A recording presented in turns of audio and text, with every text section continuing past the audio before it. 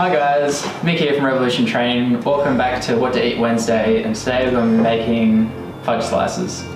Now today you're going to be needing, you've got cocoa powder, need 1 cup of that, you need 1/4 cup of honey, you need 1/2 cup of peanut butter, and you need 5.5 tablespoons of coconut oil.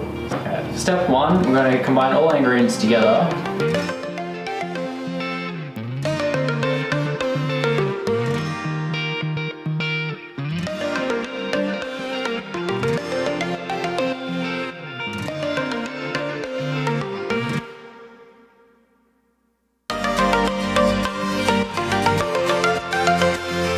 You're going to get the tin ready, line it with baking paper, and pour all your ingredient into that. Step 3, you want to put that in the refrigerator and let it set for 20 to 30 minutes.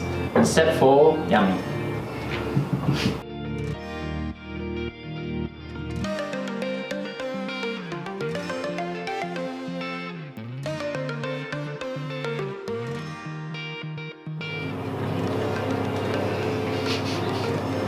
Really good. And that's our fudge slices. Thanks for watching guys. Tune in next week for another cooking segment and see you then.